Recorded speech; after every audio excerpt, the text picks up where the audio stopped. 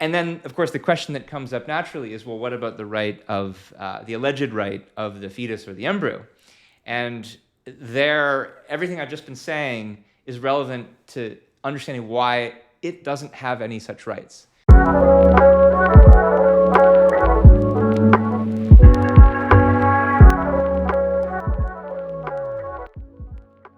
Good evening and welcome to the Reason and Reverence channel. I am your host, Connor O'Leary, and this evening I have a guest with me, Ben Baer, Dr. Ben Baer, who is a fellow at the Ayn Rand Institute, as well as their director of content, as well as the managing editor of their online publication, New Ideal. And Ben has a PhD in philosophy from the University of Illinois, Urbana-Champaign, right? And has been teaching philosophy at various colleges and universities for almost, I think, 20 years now. Pretty close. Yeah. And the reason I brought Ben on is to talk about a topic that is very controversial and a topic that I've thought about doing videos on before, but avoided. And that is the topic of abortion.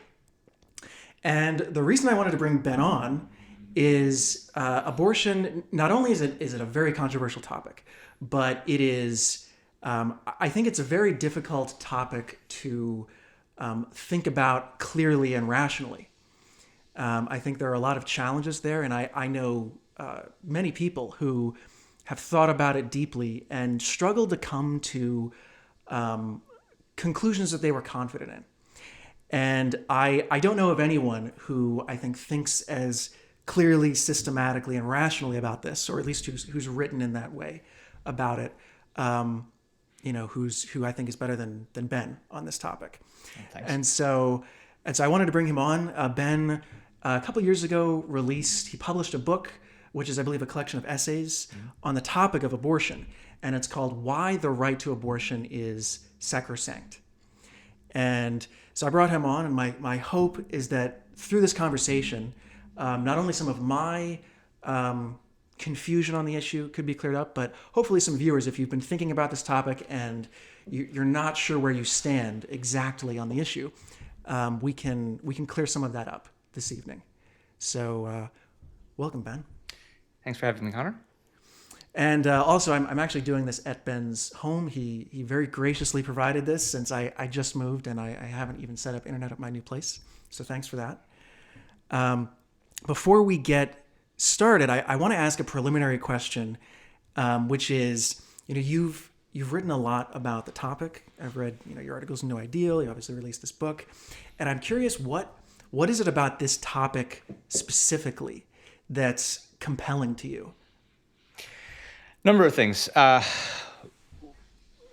One is that it's a topic I used to teach about when I was a philosophy professor in ordinary universities. I taught introduction to philosophy classes. I taught introduction to ethics classes. I used the abortion controversy in each of those. First, for the philosophy classes, because I think it's an exemplar of a popular controversy, political moral controversy that has really deep philosophic roots. That is, people who differ over the morality and the politics of abortion, at least in my view, they differ because of their deeper philosophic worldviews, differences in philosophic worldview.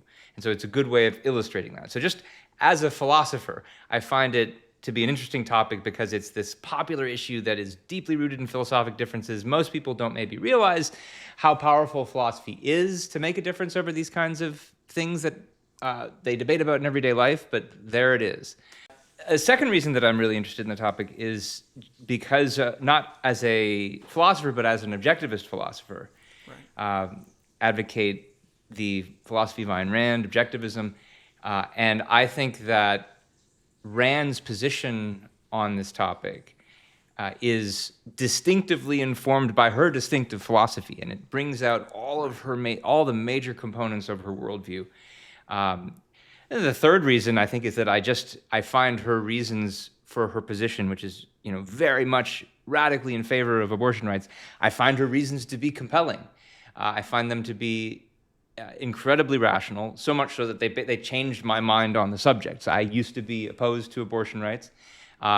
When I became acquainted with Ayn Rand's philosophy, the logic of the philosophy and the logic of its application to this topic made me do a 180 on this issue. And so I'm fascinated with trying to reach other people who are open to reason, trying to change their minds on it in kind of the same way that it changed mine.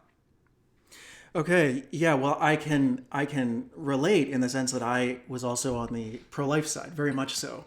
I actually a couple times helped organize anti-abortion rallies. Oh wow, I never went that far. Yeah, I actually did that, and I was it followed very naturally from my religious worldview, and it was only after discovering Objectivism that I gradually changed my position. But I think it goes to show how deeply rooted, how far down the philosophical chain you have to go to start thinking about this issue, because my mind didn't immediately change on this issue. Just when I discovered Objectivism, I had to really reassess my entire philosophy down to its foundations before I was able to start thinking about this issue in a different way.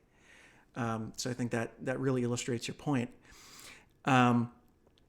And I think a lot of people, most people don't, they don't think philosophically, and they tend to think, oh, well, my position on this issue is just common sense. It's just a common sense position. And I want to ask you another question, which is, what are the main approaches? How do you think, on both sides of this issue, what are the main philosophical approaches to abortion? Well, if you start with what are the main approaches that are popular today? Yes. They're both of them fairly different from the way I think about it. So the most obvious example is the one you just mentioned, religious opposition to abortion rights. And I do think, and this is something we could have a follow-up conversation about, but I do think that predominantly opposition to abortion comes from religion. I know there are people who think of themselves as non-religious or skeptics or even atheists on occasion will be opposed to abortion rights. I think that they get their ideas from religious thinkers for the most part. We can talk about that more later if you want. And so the idea there is simple. It's that you don't own your life. God does. He's the Lord of life and death. He's the one who gets to decide who lives and dies, whether it's you or whether it's your unborn child.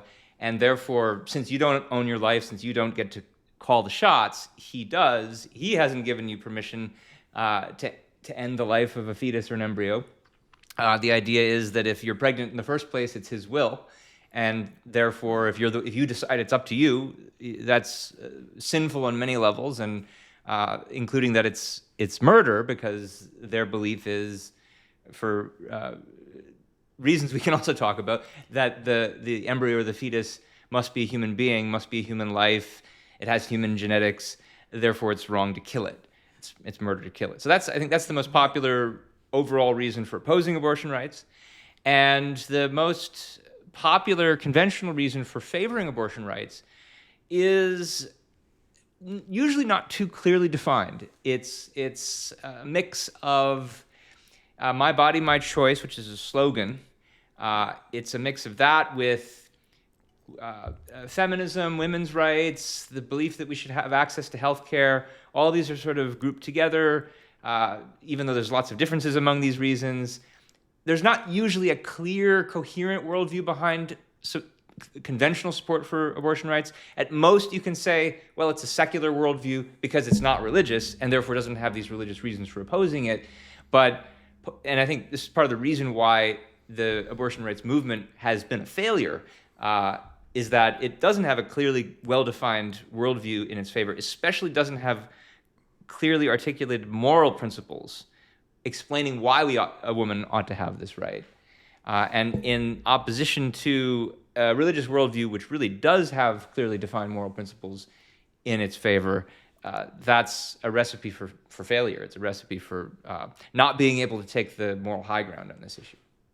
Right. Yeah. I remember, when I was on the anti-abortion side, encountering people who were on the pro-choice side, and I just remember thinking, well, it just seems like you favor this because you favor it, because you just think you should have the right because I wasn't really clear on exactly what the moral reasoning was. And I didn't encounter like a real systematic argument for it until I read your book. And so I'm curious, how does the objectivist position differ from all of that? Yeah. So, like I said before, part of what interests me in this subject is the way each of the major branches of philosophy and Ayn Rand's position in each of the major branches of philosophy has an application here. So let's start with the basics. She's an atheist. She thinks that the only reality is natural reality, the universe that we see around us and that we study with science. There's no super consciousness, supernatural being, a God that's somehow responsible for that universe, that somehow controls it, that's in charge of it. It's that there's the real natural world, and so there's no God to claim ownership of our lives. There's just reality, and we are natural creatures living in reality. There's the fact that we are individual creatures who live in reality. Individual creatures who are in control of our lives, who have free will, who are sovereign beings, who make choices, who are in control of our destiny. And this is the major fact about us that makes us individuals, that we have control over our lives, and therefore we can make decisions to go our separate ways from each other. We're not ants or bees who are controlled by our genetics or by our environment. We're not tethered to a tribe of people around us. We can rationally agree or disagree with other people. And when we live in a society, we need to be able to disagree with other people because they have different values, they have different plans for their lives. We have a certain view of our own happiness, what that consists in. And there are certain requirements for our happiness. We, as rational beings, we need to be able to create values. We need to be able to think and produce in order to flourish. And so this is a view that there are certain objective requirements for our happiness. So it's actually the basis of an objective morality. And in this way, it differs dramatically from the usual secular reasons for supporting abortion rights. Very often, secular supporters of abortion rights will take a kind of subjectivist view, like, who are you to judge me? Right. That's just your point of view, man. But Ayn Rand is different in that she thinks, no, there are objective requirements for human flourishing, for human happiness, for human life. But one of them is that we need to be left free in order to make our decisions, because the mind doesn't work under compulsion. It doesn't work under force. It can only discover its happiness by its own free choice. And that happiness is going to have components that involve thinking and production, but we still have to figure out, well, what's our path in life that's going to create a thoughtful, productive path for us? We have to be the ones to choose our career. We have to be the ones to choose whether or not we're going to make children part of our lives. And she's certainly not of the view that you're only living a flourishing life if you necessarily decide to be single and never have children. No, she thinks that children can bring happiness into your life under the right conditions, but it's not for everybody, and you have to be the one to decide that. Certainly, if you're a woman, you have to be the one to decide that, not just because you're going to be responsible for raising the child, but because you're the one who's responsible for giving birth to it, which is an enormously burdensome physiological activity. And so a woman has a right to her own life because it's hers. She has to make choices about how to run it if she wants to be happy. And therefore, her individual right is to be able to make that decision. And then, of course, the question that comes up naturally is, well, what about the right of, the alleged right of the fetus or the embryo? And there, everything I've just been saying is relevant to understanding why it doesn't have any such rights. There's no God who says that it has such rights, because usually the religious view is, well, God says it's a human, and that's our main reason for thinking it. When they try to sound a little bit more rational than that, they'll say something I mentioned before, which is, well, it's got human DNA, and that therefore it's a human being with rights. And of course it has human DNA, but having human DNA at most means it has the potential to develop into an actual human being. By which I mean an actually individuated human being. Because remember, again, the whole reason we need rights is we're individuals who have to be in control of our lives, who need to be able to go our separate ways. But if you are physiologically and physically dependent on another being, you're not an individual in that sense. And that's, of course, what's true about the embryo and the fetus. They're not individual human beings. Therefore, they don't have individual rights. They may have value. They may have real potential value to a pair of parents who want to have a child and who want to bring it into the world. But just having value is not the same as having rights. And of course, that's conditional on their actually wanting it, which if they don't, again, I go back to they need to have the right to be able to make that decision if they want to be happy. And since the fetus, the embryo, doesn't have any rights, it's not murder, and therefore fully falls within the scope of the rights of the parents, and particularly the mother. Okay, so let me see if I can summarize that.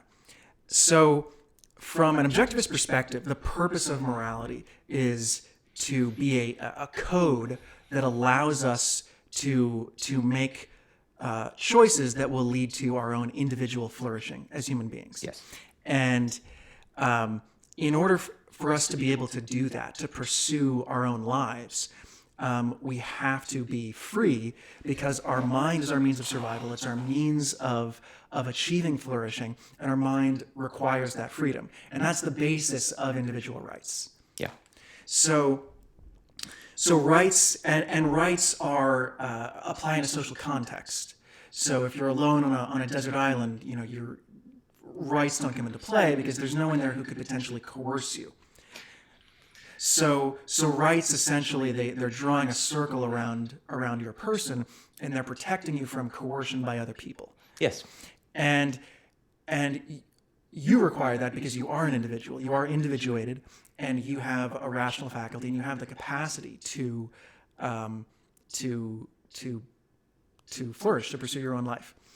And so, if you lack that, if you lack a rational faculty, or you lack individuation from, let's say the body of the mother in the case of a fetus, then rights would not apply to you. And I was reading one of your articles today before this, where you talk about how if there's in a sense an irreconcilable conflict between a mother who does not want a child and the fetus. There's, in a sense, you could say that. I mean, the fetus obviously doesn't have a mind, so it's not pursuing anything in that sense. It's not a conflict of interest, because there's not really any interest on the part of it. But it's a kind of conflict. It is a kind of conflict. Yeah. And it's irreconcilable because the fetus is a part of the mother's body. As long as she's part of that body, then there's this conflict, yeah. Right. Whereas rights are designed to harmonize the interests of other people. Yeah. They're conflict resolving principles. They're principles that say, for example, if the robber takes your wallet and he says, I want your wallet, and you say, no, I want my wallet, rights are what help you see, well, in this case, the wallet is your property. You're the one who earned the money that went into it. And therefore, in this conflict, the conflict is resolved in favor of the person who put the money in the wallet in the first place. And therefore, we should take it away from the robber and give it back to the person who had. But that's something that you can do only when the conflict is resolvable. So a right is, in this conflict, right is on the side of person A, not person B. Right. And the reason that conflicts between individual human beings are resolvable is because we have the rational faculty, and we are individuated, and we can go our separate ways. Whereas it's not in the case of the fetus. Yeah, the way that you can see that clearly in the case with the robber, right? You can give the money back to the person who had it. You can, or even better, he can just not take it from you in the first place.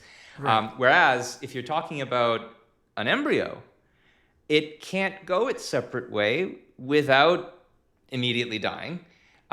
And the woman can't go her separate way while leaving it alone, while leaving it to its own devices. Because the way I sometimes put it is, she is its device, as long as she's pregnant. Right. So that brings up an interesting question. And it's a question that I've been wrestling the last, few months. And I actually discussed this with a group of objectivist friends recently. And my question would be, so, and I think an objection that people who are not as familiar with this would raise is, okay, so if rights only apply to you if you are rational and you have, the capacity to pursue your own interests, and you're individuated from someone else, then how could we say that rights apply to an infant who's maybe 6 months old? Because the infant doesn't have, it's not rational yet. It's developing, but it's not there, and it's independent in the sense that it's not inside the mother's body, but it's still entirely dependent on someone. It can't survive without someone to provide it with food and take care of it. And so how would we apply the concept of rights to an infant? Yeah. So it is very important, first of all, that the infant is an individual. They've been born. That's what makes it an individual, an infant, and not an embryo or a fetus.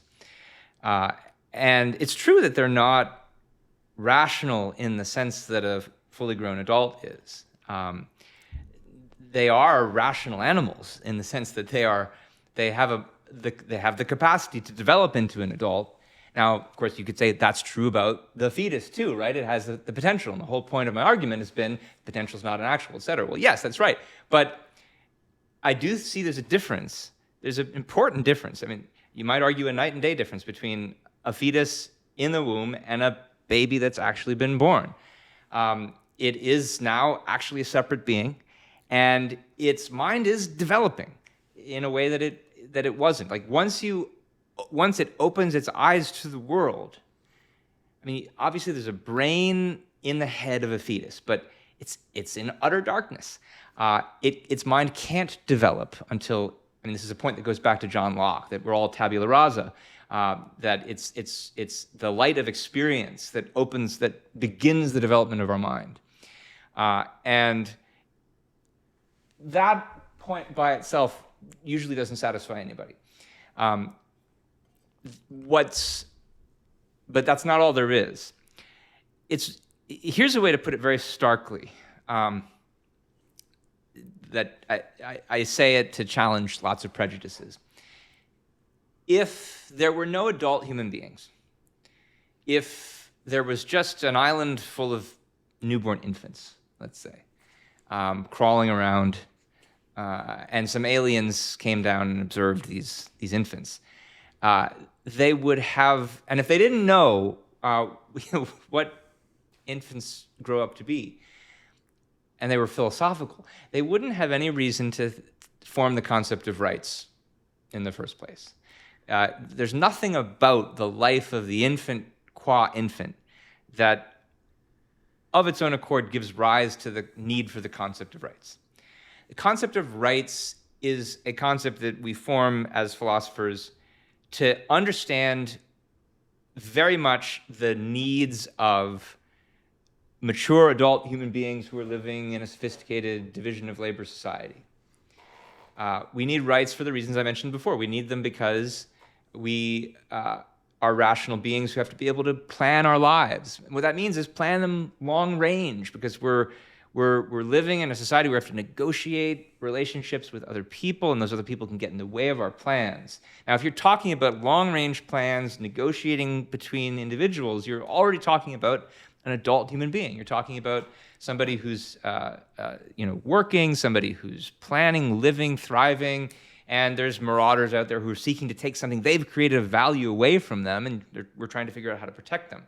So the whole concept is, the way I think of it is the paradigm case of a being who has rights, of a rights bearer, is an adult human being, a productive adult human being. That's the primary thing the concept is for. Now, I hasten to say that does not mean that it's only adults who have rights. And part of the reason for this you can see in the fact, well, the whole idea of it is to protect long-range action. Okay, but you don't get to be an adult unless you start out younger planning to be an adult in the long range. Nobody lives in the moment. They think about the future. And if rights were just about whether you're conscious or rational in the moment, well, you could kill anybody in their sleep because they're not conscious in that moment of that or that time slice. So rights are about protecting long-range action, which includes all the moments when we're awake and the moments that we're asleep. And that means there needs to be a bubble of time around us too. And I say, extend that bubble as far as you can to protect as much freedom, leave you as much room to make choices in your life as possible. And so extend that bubble all the way back to when you're a child, to when you're an infant. And you can't extend it further than that. Because if you say, well, okay, if we want to be really long range, we have to protect it from conception. Well, at that point, that bubble starts to extend into somebody else's bubble. It starts to extend into the woman's bubble because she is now in a position, she's a paradigm case of an adult, mature human being who's making decisions about planning her life, about whether it's going to include childhood. And if you say, well, that bubble extends to include the embryo, now you're popping her bubble, in effect. And so the only way to make the principle consistent is to stop at birth, to extend it as far as that, but no further.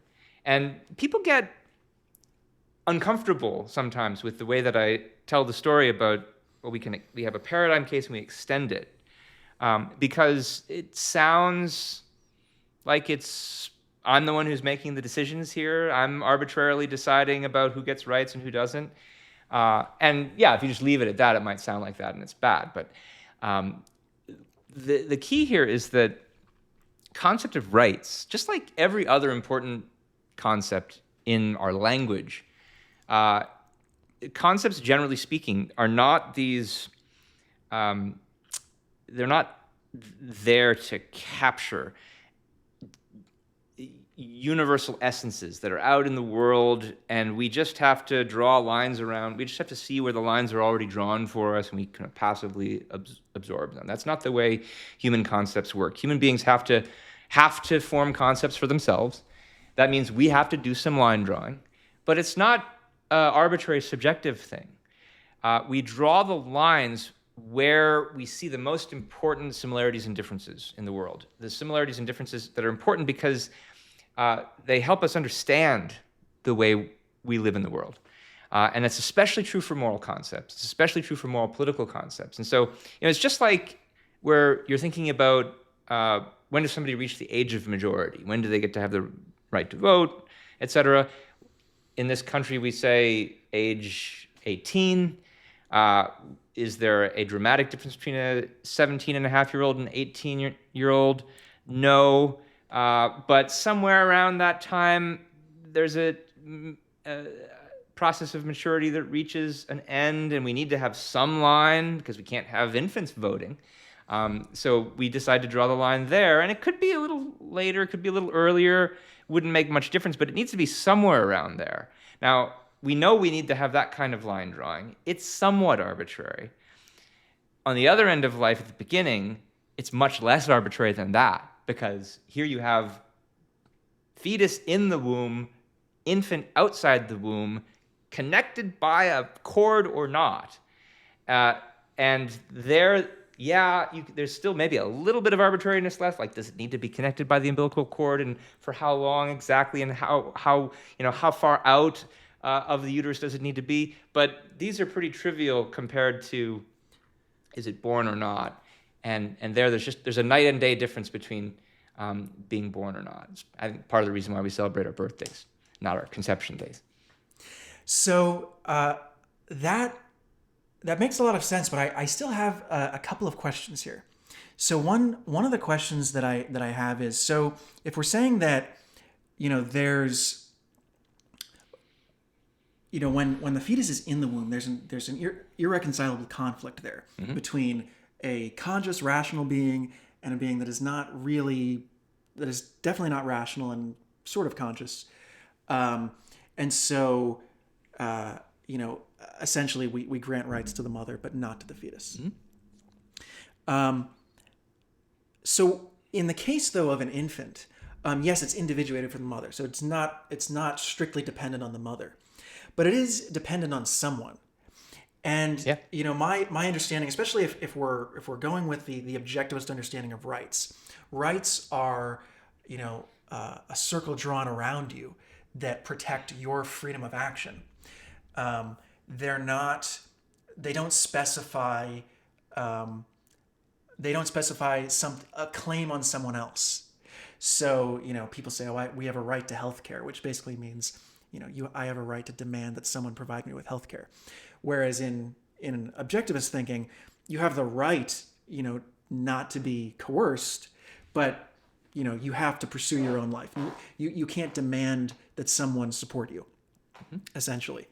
And so if we say even if we apply the concept of rights to an infant, and we say, okay, well, the infant has a right, but are we then saying that the infant then has a claim on the care of an adult? Because, and this is a hypothetical example that is, I think, unlikely, but it's not unthinkable. Let's say you had a woman who got pregnant but didn't want the child, but was, for whatever reason, an abortion wasn't available. Let's say it's a religious totalitarian state, and it's just there's no abortions available, and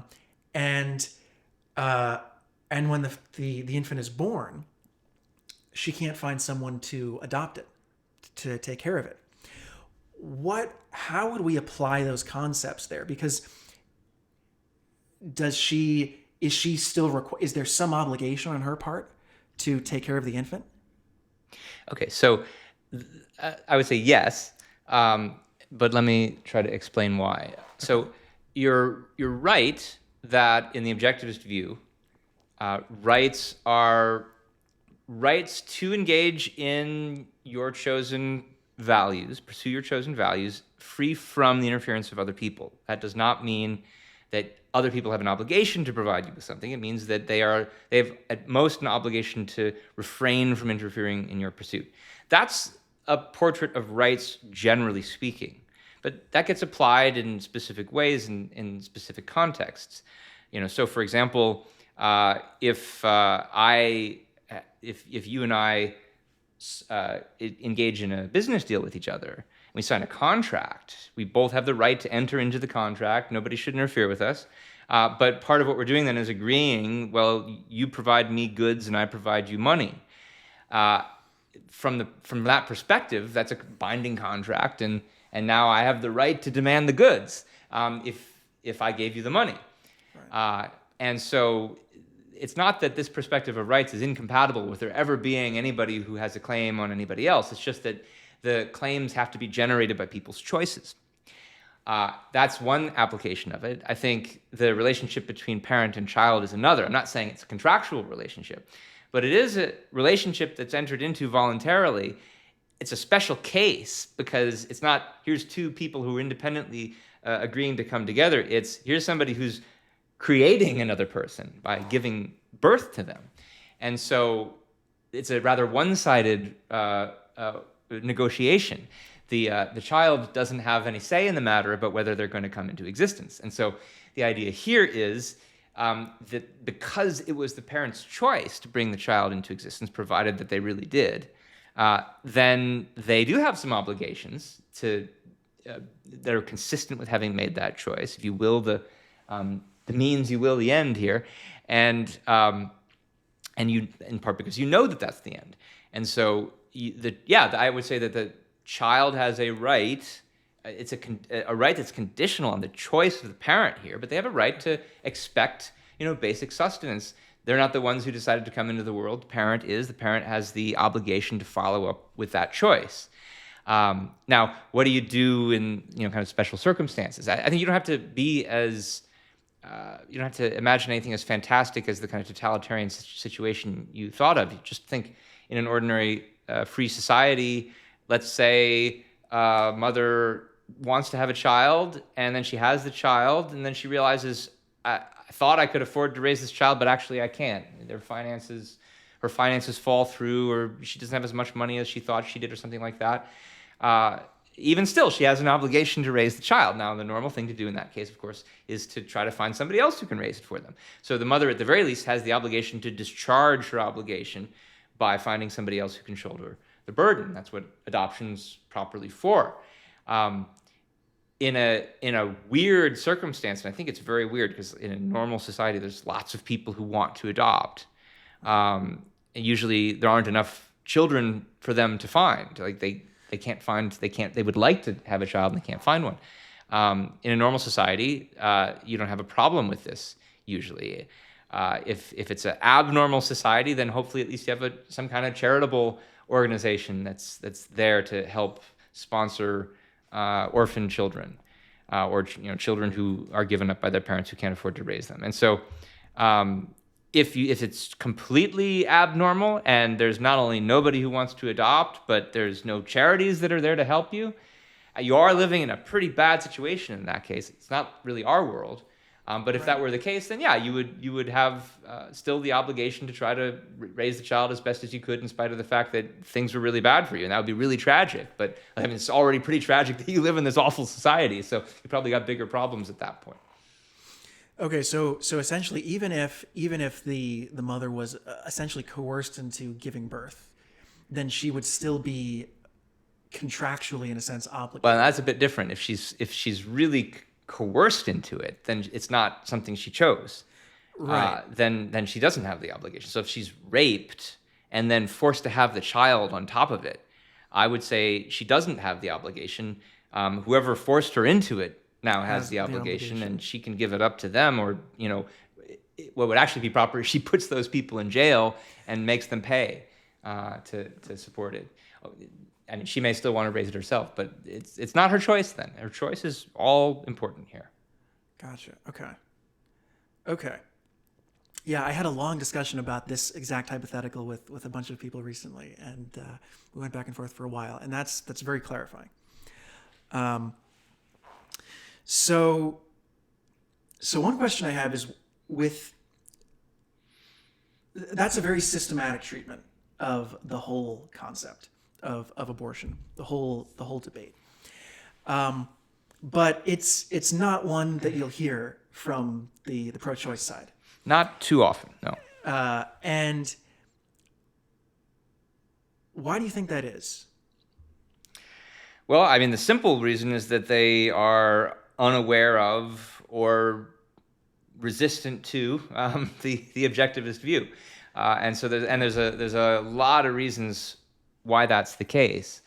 I'll cite one in particular, and that's that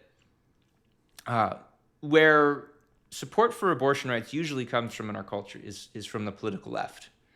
And for reasons that are really largely a matter of historical accident. So it so happens that the left is more secular versus the right that is religious. That has to do with a long history, in part, I think, due to the influence of Marxism, and Marxism has in many ways influenced the politics of the left. And Marx was an atheist, and it was a secular philosophy. And I don't think he's the only reason for that. There's a broader tradition of secularism on the non-Marxist left too. But for whatever reason, it's a secular movement. And so therefore it's resistant to the religion that leads people to oppose abortion rights.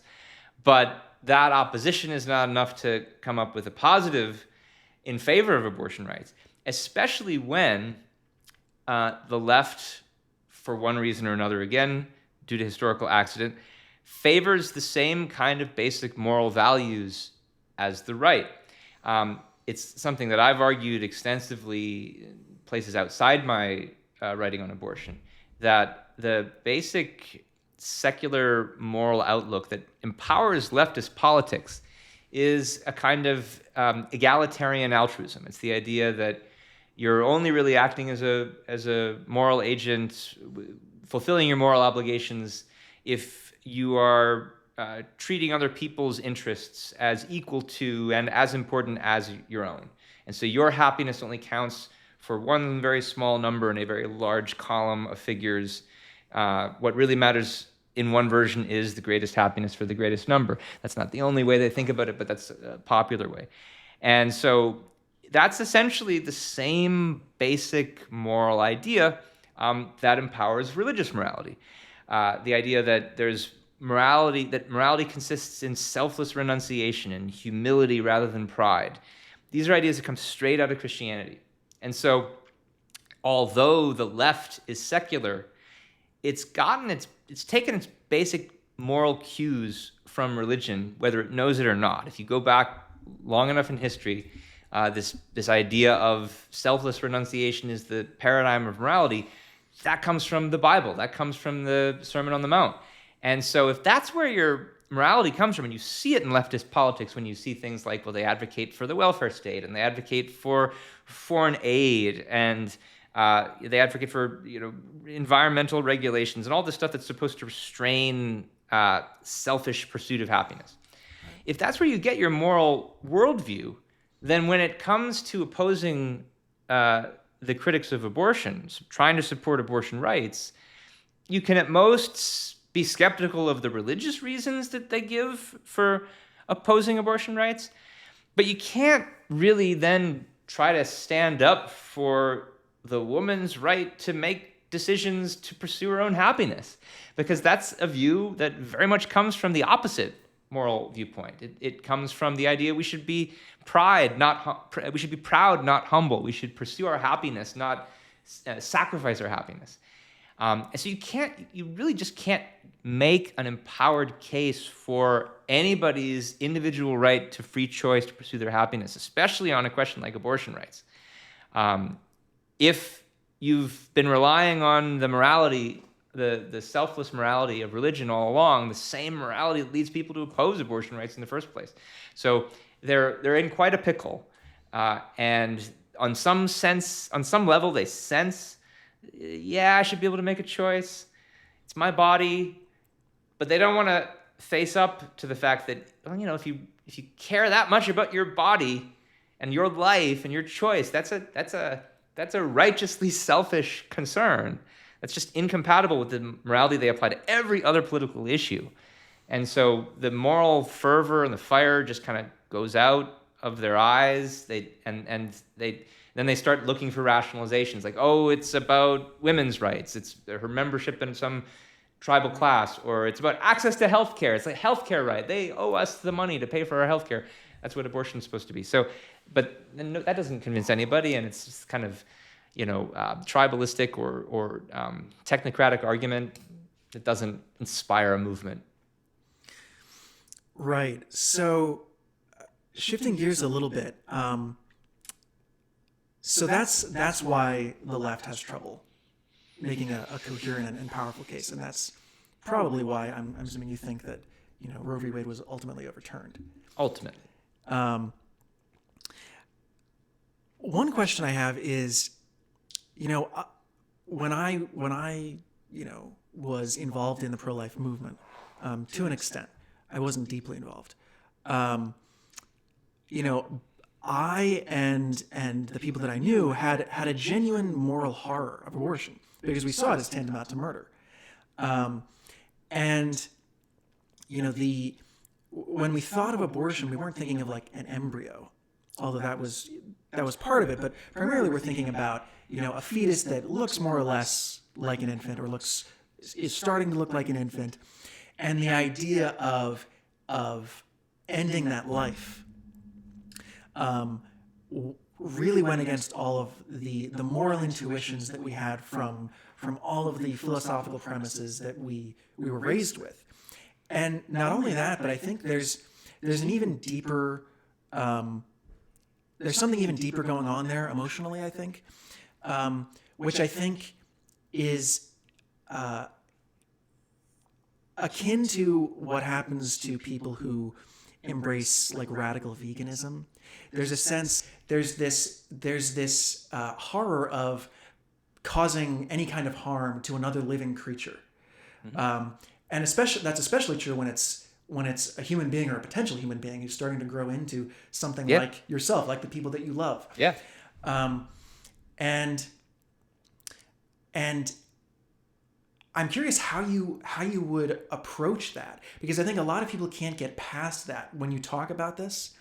It was something that I really had to grapple with when I started encountering these rational, systematic arguments for abortion from objectivists, and I thought, okay, there's a rational force behind these arguments, but I still feel deeply uncomfortable with this idea of ending the life of something that is a member of my own species. Yeah.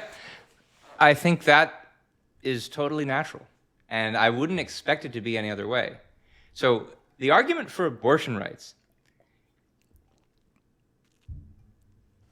is one thing and it's not another thing.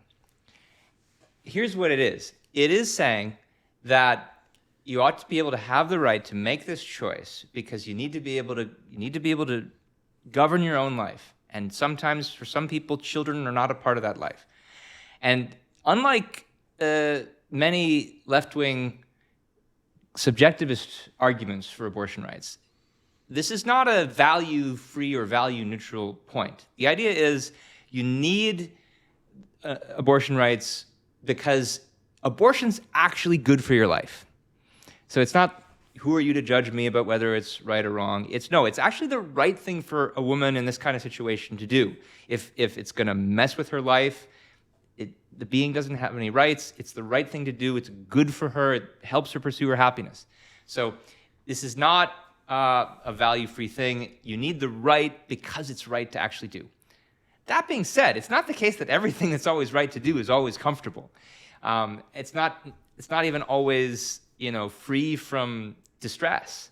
Let me give you a really simple parallel example. Suppose you're a soldier fighting in war, right? Your country has been invaded by some kind of aggressive dictator who wants to enslave your people, and his soldiers are entering your country, and they're human beings too.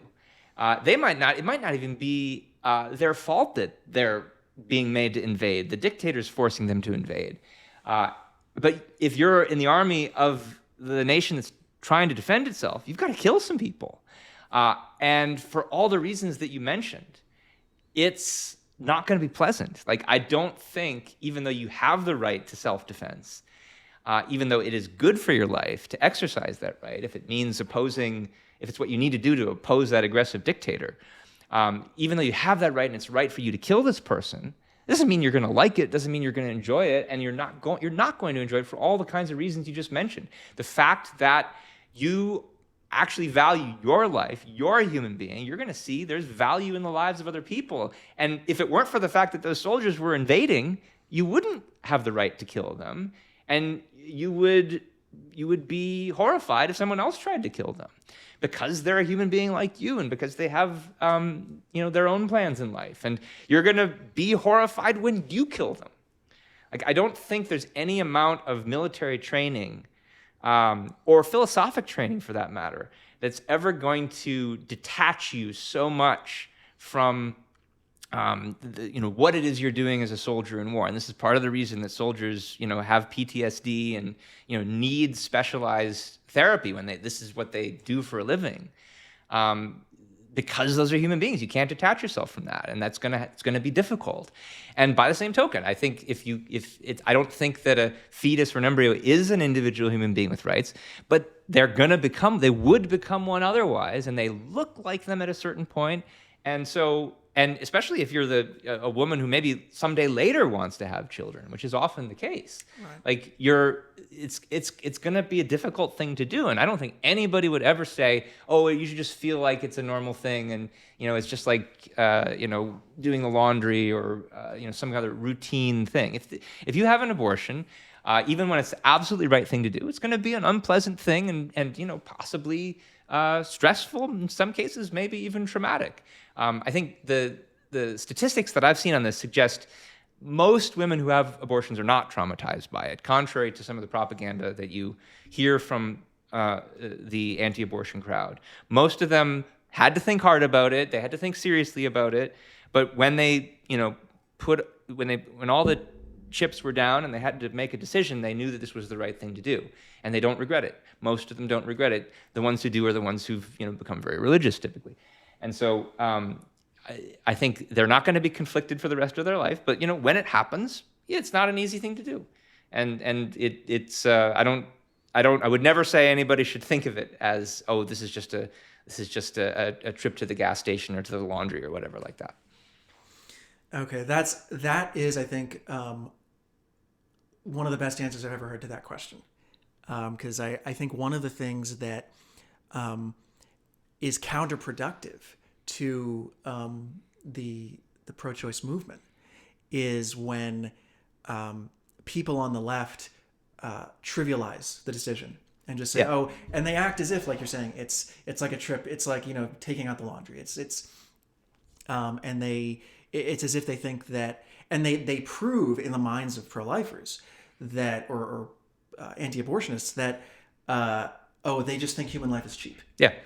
Yeah. There's definitely a kind of callous, moral relativistic attitude that infects a lot of the contemporary abortion rights movement. It's not just that. There's a lot of different aspects of it that are that way. I mean, when all they have is your my body, my choice argument, it leaves unanswered all the important questions. Like, I can't use my body to strangle you. So the fact that it's my body doesn't mean I can do anything with my hands that I want to. And of course, there's this whole population of people who think that the embryo or the fetus is an individual with rights. And so they're wondering, what's your position on that? And if you only say my body, my choice, and don't address the question of whether or not the embryo is an individual human being with rights, then it seems like you don't really care about that fact, and you'd also be okay with strangling people. So Right. yeah, this is just, I think, an overall consequence of their lack of a moral foundation for their view, and for the fact that they, if they have any kind of morality at all, it's that same morality of selfless renunciation that they get from Christianity. And so to take up any position in favor of abortion rights, they have to kind of compartmentalize that and push that aside, and at least while they're thinking about abortion, think like moral relativists, and that's what they end up doing. Right. So, we're living in a world, we're in Texas right now, where abortions are virtually legal in all cases. And so we're living in a post-Roe world. And I'm curious, what do you think about the future of abortion rights in the United States? Well, yeah, it's not looking good right now. Especially in Texas, we, as you say, it's virtually illegal in all cases. There are supposed to be exceptions for the life of the mother. The way the law was enacted after the overturn of Roe made it very ambiguous when those exceptions applied. There's some new legislation going through the Texas legislature right now that's supposed to clarify it a little bit better and leave room for more exceptions, which will make it easier to actually be pregnant in the state of Texas, because anybody who's pregnant who wants to have a child knows there's situations where you can have a miscarriage, your life can be at risk, you need to get an abortion if you ever want to try to have children again. So maybe those reforms that they're going to pass will make it a little bit easier to plan a pregnancy. I don't know. But it's true that, like, in a half, 24 states or so, there's this one kind of restriction on abortion or another because of the overturn of Roe. In some states that are traditionally red states, Republican states, where there were anti-abortion laws on the books, after Roe was overturned, there were then state-level referenda that put abortion rights back to where they were before in some form or another. Kansas is a great example. There was a referendum where a majority of people voted for abortion rights, basically, including a lot of Republicans, if it's Kansas, right? And we know from polls that a lot of them are Republicans. They were convinced on the grounds that America's about individual rights and people ought to be able to govern their own lives free from government interference, which is usually the argument that Republicans used to make, at least.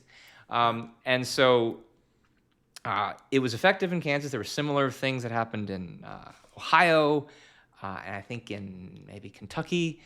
And so there are red states where this will happen. And I think if it were put to a vote in Texas, we'd also have reaffirmation of at least, up to the end of the second trimester, like when Roe was in force. Unfortunately, in Texas, you can't put it on a referendum or on the ballot without the approval of the legislature. The legislature is dead set on ever letting it go to a vote. So the only thing that would change this in Texas is if enough Republicans were to lose their seats in the state house and the state senate, that this could maybe change. And who knows? I mean, we'll see what happens in the midterms coming up in a year and a half here. People thought that maybe Roe getting overturned would cause the Democrats to win the presidential election in 2024. That didn't happen. Midterm elections are very different, though. So there's not a president to bring people in on their coattails, and so they can sometimes go ways you'd not expect. In Florida, interestingly, in the 2024 election, there was also a referendum that would have restored abortion rights past the 6-week ban that they have right now. And it got 60% of the people voting in favor of abortion rights. Now, you had to have 2/3 majority. You had to have a supermajority for that to win. And so it still wasn't enough. And now the Republicans are worried because they know 60% of the people voted for abortion rights, and they know that midterm elections can be very dicey and unpredictable. And so now what's happening in Florida is the Republicans are trying to pass legislation that will make it harder to put measures on the ballot in the first place, because they know that if a measure does go on the ballot in a midterm year, it might actually win. And so it's kind of telling that they don't even want people to be able to vote on that, and they're resorting to these different technicalities to make sure that happens. I don't know if they're going to succeed in that, but the short answer to your question is that the future of abortion rights in the United States is now something is going to be settled at the state level. I don't see any real prospects for major national changes. So, like, if the Democrats won the House and the Senate on the federal level, and in 3 years, if they won the presidency, maybe, I guess, they could try to pass some federal legislation. But I don't think it would survive the Supreme Court. I think that the reasons the Supreme Court had for overturning Roe would probably also be used to overturn some kind of national abortion rights legislation, just on the grounds that's not the role of Congress. I don't know.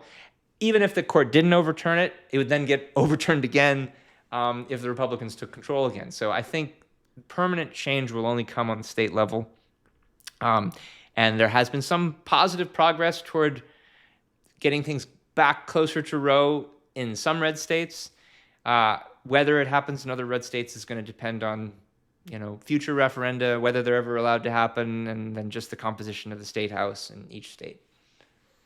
Okay. Yeah, I was there in Kansas for that referendum. I remember that. Okay, well, this has been a fantastic conversation.